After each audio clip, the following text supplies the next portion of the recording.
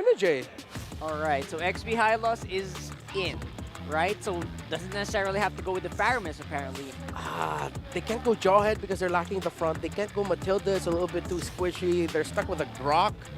It's rough. They can consider the Matilda, but it's difficult, man. Or the Minotaur. Oh, yes, the Minotaur would be good. Who's that? The force It's a Edith, Yeah, bro. it's the Edith that we Alright, so mentioned, they're okay. still sticking with your front line, and they also kind of need damage as well. In the mid game, Yeah. right? They're thinking about that mid game damage that the Edith can actually output as well. Yeah, you have the early burst from the Nolan, late game sustained damage from the Claude. You have the Edith, Phoveus, and Zaz to be your bridge into the late game. TNC Pro Team have the Julian, the Faramis together, the High Loss to control from the EXP, as it is a roam take. The Bruno. All bases are covered for both teams. Right, I don't see anyone actually come out on top here. Yeah, it might boil down to if Aurora or to which team can play the map better. Because Aurora might actually be able to run circles on TNC Pro Team in terms of the macro map control. Right, and for TNC, they have the wombo combo. Again, pretty easy to Yes. mess up. If they do mess it up, it's going to be critical. But if they do make it work, it could be the thing. So what do Leo and Naisu think about that, though, as we head to the Land of Dawn? Welcome to Mobile Legends! I personally think it's very rare that a team gets caught out in the last phase. That was obviously TNC just baiting out the Claude. Yeah. I think Rockhart even mentioned it. You know, he went from 100% to 50% on the I was Claude. like, wait, But it does make sense. I mean, at the same time, Domeng, maybe it's also like, you know, he wants to have it. Obviously, the last game, Game 2, he wasn't able to utilize the Claude as probably he wanted to. So Game 3, now he gets a chance to do it again, and maybe better this time around. Because this lineup that we see from TNC, man, they want to fight just around everything that they can. The Faramis, especially for Lancy. Yep, they have such early presence. Like, 1 or 2 skills is enough. And look at that, they just outnumber Aurora, and they just dominate and take the Little Wonder. Like, there's nothing Aurora could do. Yeah, this is, and like not only that, but I think Kozin so far, picking up this Bruno again, like we saw previously. Brunar. He's gonna have a great time, you know, going 1v1 against the Domeng, at least for now. I think that'll change, especially if we get to that late game and then the Claude is online, has that Trinity, and they can work through that. Whoa! But right now, it's gonna be up to this. Both roamers, look at Escalera. DK. A couple shots, gets the flicker defensively. Kazin, Lancy, do they still want more? Retribution gonna be used too. Drags him in a little bit further. Demon Kite, though, will be able to escape and stay alive. Joseph, she's not faint. You see how Demon Guy was like, all right, Tangler out of the way. Whoa. JK. You want some? Yeah. You want some? I'm happy to see that Aurora do not want to take this lying down, but this is the first time we've seen TNC actually get some momentum series-wide. Yeah. Usually they're very strong early, mid, and then they just gas out. Here, they're coming off a big win, and they could score their very first point in Season 14. Maybe Aurora is thinking, hey, they might be vulnerable to little micro mistakes. Little micro mistakes themselves. I would say both teams obviously had their share of those throughout the series. Little oofskis. You guys probably caught some of those, but really what it comes down to is game number 3. And I would say both teams obviously learning throughout the series here already, kind of making their adjustments. I don't know if this is going to play a part too, but you guys saw it here on the international stream. We got Hatred's birthday buff maybe for TNC to get them that first point. That's right. J-Lord watching from the sidelines, switching it up with Lancy now on the Faramis. Check out bottom lane. Kozin pushing back, Doming. Now the fight breaks out. Heads gonna drop the Glorious Pathway, and now the fight for this turtle still gonna break out. Edward jumping in with the Infernal Pursuit, but Kazin will pick up the objective. A big implosion gonna come through. They collapse down, but Heads is taken care of. First one to go down in the exchange, and now Kazin. Enhanced swords out. He's back to safety. Only one down, but Rora, they get a kill, trade it for the objective. Look at this. Domeng, despite getting so close to death, looking Domeng. for the creep steal. Escalera knows, does he? Oh, you know, he's okay. He did all those shots not to get it. Not to get it. I mean, he was going to freeze the lane anyways. Yeah. Kozin gets sent back home, able to top up, and then farm back up. Heads here going to try to stop Edward from the recall. Oh, Heads does it. Edward, though, he's tanky enough. As is just kind of, wants to annoy him a little bit here in the top side from going back. I think that's a successful technical knockout, man. Yeah. He sends back Edward and then denies him the plating. Yeah, true. That's a good deal. That's a good deal. Value. Heads. Got a good head on his He's shoulders. thinking with his head, man. Yeah. It's a heads-up play if you ever and on a micro scale, right? And that's what allows TNC to grab the gold lead back. And then it's going to swing now. Demon Kite picking up the Blade of Heptases here, so he's going to get real bursty. I reckon Kozin has to protect himself. Oh! And again, an implosion going to be used, and it's Close Renegade to- the first to go down. There's the cutoff for the glorious pathway. They're going to run down. Aurora Heads picks up a kill himself. And TNC, a decisive play, ends up coming out on top. Still looking for more, though, possibly the pressure down on this bottom side. Wow. Yeah, Domeng's like, nope, I just saw that, I'm out of here. Did you see that? Again, two genius plays back to back. Number one, such an early ube from TNC. Who would have thought that there would be 5 members of TNC in that bush and in that river at 4 minutes? That's what caught him off guard. And then eventually, again, kudos to Domeng. He could have hidden in the tier 1 and 2 sandwich bush, but he hid in the far bush down bottom. Yeah. It was first checked in the back, but eventually Aurora knew the call. Domeng, hide here, hide here. TNC couldn't find him. I think that's what they have to wait for, too, is Domeng, obviously, to hit that power spike himself. But Aurora will get the second turn of the game, so they at least even out the objectives in terms of that. But still looking, of course, for that first turret to get taken down as well. Both teams here, though, relatively even. I think it's all going to come down to this point where it's like, which roamer is going to find that setup first. A lot of the times, Escalar's been doing a fantastic job. Heads has been just the cutoff. But this is where we have to see Renegade with the Edith. It's so much easier for TNC. They have so many layers of CC and even health that the margin of error is so big that they're allowed to make mistakes. They're allowed to force Aurora to make errors themselves and not get punished. Looking at the item game here again, there's about 1,000 between Demon Kite and Kaizen. Kaizen on his way to a Feather of Heaven. And then looking at Kozin and Domeng. How big was that gold lead? I was looking at the gold lane. clause, yeah. For the gold lane, it's not too much of a lead. Like this time around, Domeng's done a better job at keeping the gold closer. Farming it up, Yeah. just getting there. Part of that too is just because, if he has to, like if he's in danger, he can just blazing do it the wave. Obviously, right, Renegade gonna make the decisive play on Kozin. Kozin won't be able to escape Demon Kite this time around. And that's just how fast it can happen. At a split second, Aurora or TNC can decide to initiate. Conceal going to be used here, but they just want to save the turret from going down. That's why a super fan from 2021 called him the Hitman. The Hitman. It's been 3 years Who since was that that? name stuck. I don't know. I just heard about it. All right, we got a final turtle spawning upper quarter, about 10 seconds. Aurora holding their ground in a bush for TNC.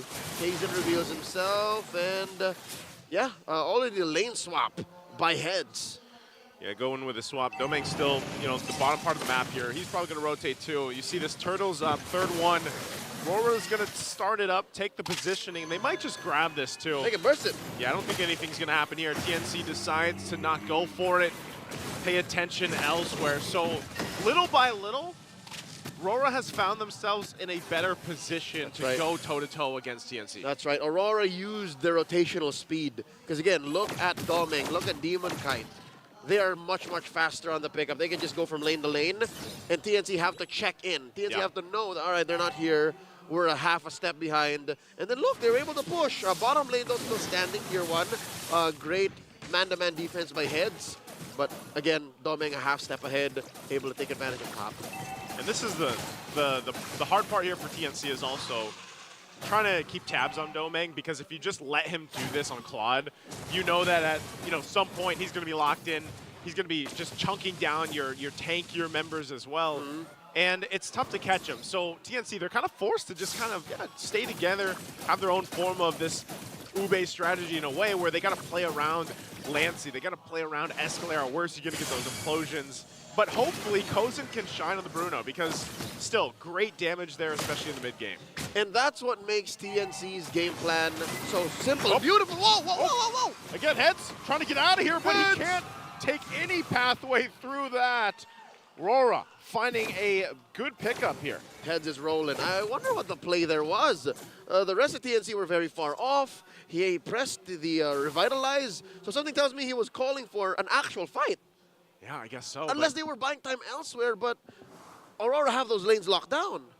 Yeah, every lane is just, in favor of Aurora right now, so not sure on that either. And you got 20 seconds for this Lord to be up. Aurora definitely, managing the waves they need to. They might still put some pressure in the mid lane or just kind of let that tier 1 stand. But you can see them already centering up around the objective here. So TNC with the lineup they have, they got to go in full bore, full swing, and Kozin, especially Kozin here, he's got to keep track of the positioning. That's the only thing that's worrying here for TNC's gold laner is positioning. If it's out of place, his flicker's down, then he doesn't have the slide. He's going to be in trouble. Even Edward can catch him off guard. Demonkai can burst him. He definitely needs to protect himself. Luckily, there is a Faramis, a Netherrealm to get him topped up, ready to reposition. Lord Shuffle already commenced, approaching half health. Look at how fast Dominator's dealing damage. Roar's pathway by heads. Drop down, looking for UA. UA goes in with the Dominator's Descent, now fires back on Heads. Heads in trouble this time. The Demon Kite goes in, and Implosion's going to find multiple members, but it's not enough as Escalera's taken out of the picture. Domeng fires back in the backside and takes out Kazin. Now Renege goes down and extends, but there's the blazing duet from Domeng as Kozin holds down the mid lane. Joseph, you talked about it. The positioning of Kozin might be key. The fragility of one Bruno compromised TNC's damage output, which led to a winning trade for Aurora. 3-2. Make it 4-2. Lassie just respawned. Oh man, I gotta throw it out there. I wish I had a soundboard every time I played Claude and Blazing Duet. For that sound. Don't you put up the isn't that the in-game sound? That was the in-game sound. That was the in-game sound, okay. What are you talking about? I guess playing with the wrong voice back. Let's get back to the Lord Shuffle. Edward and Escalera on Lord duty, pulling them back and forth, back and forth. And again, look at the long lane control, Joseph. So good. Look at Domeng. He's playing with some of the architects of the Lord Dance, evolved through 2021, 2022, 2023. Mastered the basics. Dexter, Edward, even Ewan knows what to do in a Lord fight. Again, the focus on Heads. They want to take him out quickly, and Implosion's going to be able to find multiple. Renege taken out of the picture for now when Edward jumps in the backside. He's taken out. Kozin trying to fire back. Still trying to stay alive, but they're pushed off the fight. Domeng goes down, though, so we're back possibly to the stalemate. Demon Kite and Yue left alive. They underestimated the AoE from TNC. Two keys. Number one, they didn't take Kazin first. In the past team fights, it was Kazin who was taken down like maybe first or second. Yeah. So that's what allowed Aurora to lean hard on those fights then. But now look at that. Like a trampoline. Multiple knockups, multiple damages sources, both magic and physical. Uh-oh. And again, Kozin was able to kick that ball freely. The fight for the Lord. Kazin takes a ton of damage. Yue somehow secures the Lord, and now Escalera forces the fight, finds Demon Kite. Will be able to take him down, but Aurora gets the objective. Yue's out of there, and there's the chase from Edward. He wants more. With the Infernal Pursuit, goes in with a wave 2 and fights under the tier 2 turret. Renege will go in, gets the knock up, and now Heads is rolling again on the floor as the tier 2 goes down. It's only Kozin left alive to defend. It's just the Zens. The first Lord scored by Aurora. Marching down bottom. Big fat waves ushering in from top and mid. Aurora in just in a single moment. It didn't have to be Kazin or Kozin first. It was just their front lines taken down, and suddenly TNC couldn't clap back. They will take care of the Lord, but they lose that base turret down bottom side. Hey, we've seen this time and time, the pendulum. This hurts extra for TNC. Yeah. The long lane is the penetrated lane, and they're facing off against a Claude. A Claude. And you know, when you were talking about wave management, trying to keep this together, a Claude is like the biggest problem you can have in that case. The only thing that's worse is a Fanny or a Ling. Or a Chip. There's long lane control. Yeah. TNC have to macro out of their minds. I'd sprinkle a Moskov in there too. That too, yeah, You can exactly, just, exactly, that too. SOD up to the fight. Yeah. But at this point, TNC backs against the wall.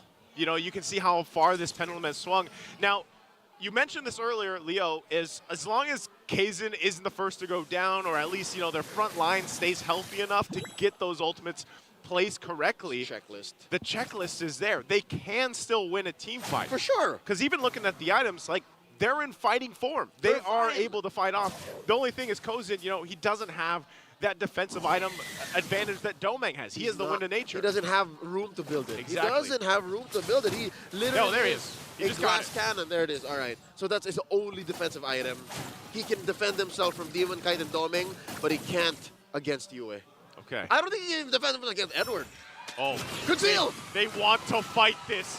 Conceal to be used with the Glorious Pathway, and Edward jumping in again with the Infernal Pursuit. Whoa! They're going to get a huge knock up here. The Winter's Crown's going to be used as well, and Domeng fires off the backside of the Blazing Duet, pops the Wind of Nature, and focuses on heads. Lancey and Kozin running to base. The full force of Aurora still alive. That was team fighting excellence. Renegade finding the back angle, making the most of that full combo, taking down 3, and it's free. Aurora in the base. Only 2 left, waiting for the rest of the team. Deleted off the map here, and Aurora will take this series in a 2-1 fashion. Lights out for TNC.